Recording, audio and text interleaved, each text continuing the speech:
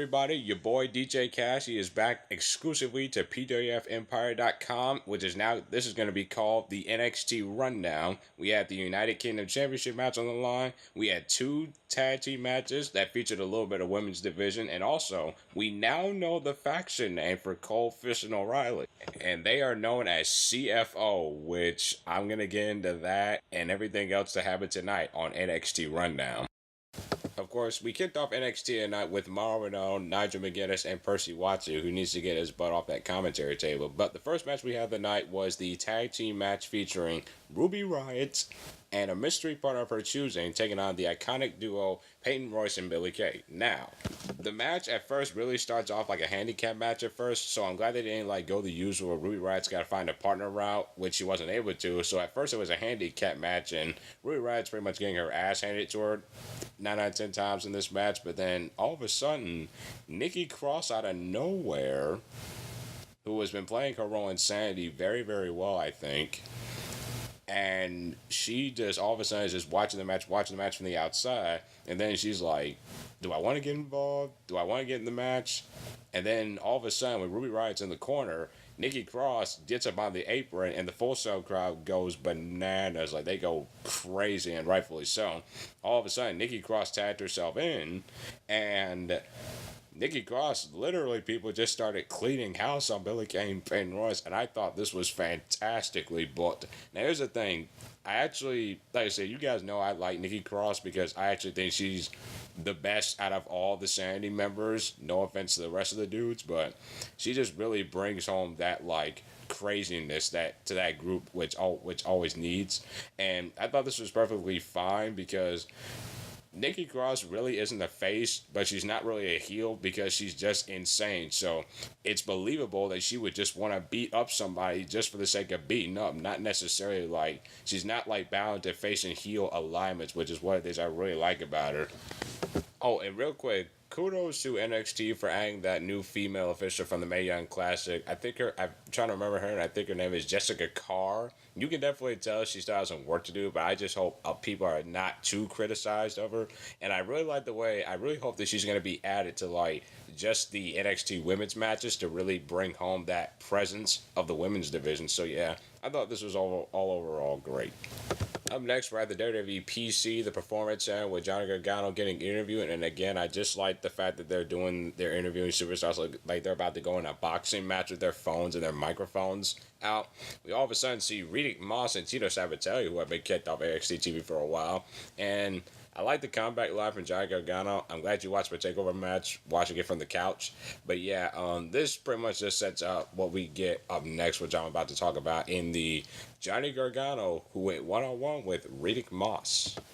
I actually thought this match was pretty decent for what it was. I mean, I gotta say, Riddick Moss did he did a good job of being that big man, because a lot of people don't realize this until you see him in person. I have at an NXT live event. Riddick Moss is a big dude, he's like an average size, normal size man. He's a big dude. I thought he did a good job of being that power man in this match.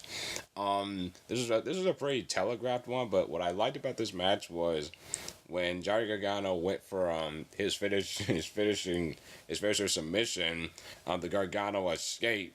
Riddick Moss did not tap out, and usually it would, and Johnny Gargano was just sitting there what's going on? What's going on? Why can't I beat this dude? Why can't I beat this dude? And he all of a sudden shakes it off because he kicks Tino Sabatelli in the face, and then he just did his signature spear through the ropes. I like the fact that was a finisher because that looked like that could finish somebody, so I appreciate that. And of course, Gargano with the win. I don't know how I would feel about that, because here's the thing. I almost would have had Riddick Moss do a roll-up. Just really continue the story, but I realized why they gave Gargano the win. Of course, up next on NXT, it was the second tag team match of the night, and these are actually two teams that you guys know I have been keeping my eye on very, very closely because of my love for the tag team division at NXT, and I wanted to improve. This was the Street Profits, Angelo Dawkins and Montez Ford, taking on the Ely brothers. Now, this match I thought was very intriguing, but what I probably would have done better is I noticed when the Ely brothers came down, they had more of a heel persona because the last time we saw these guys, they took on Sanity, Eric Young, and Alexander Wolf, I believe, and they were labeled the faces. So I'm glad that they did a dial back and kind of they probably thought that these guys would serve better as heels, like a good heel tag team, because I mean you can just tell by the look in their faces that they were just healing it up. But yeah, I thought the match was fine for what it was. Again, the Street Profits were the story. Like that's really my only thing because again, you guys know, and I'm trying not to be a dead horse here, but they really need to start putting in the effort of making these tag teams mean something more. I would have had the Ely brothers like get more offense in because while the Street Profits, Ford and Dawkins, they're good, we haven't really seen them in a setting where they've been really tested yet. And honestly, the way they're being booked right now, I just hope that they just don't throw them at the NXT tag team titles again like they did with Heavy Machinery, and Heavy Machinery is trying to get themselves out of a rut. So I'm cool with these two tag teams.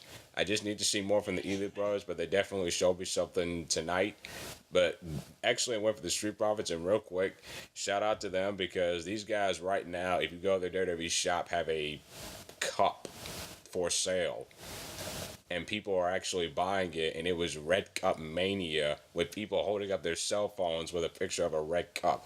These guys are fucking over, and I'm just proud of them, and I'm expecting big things from the Street Profits.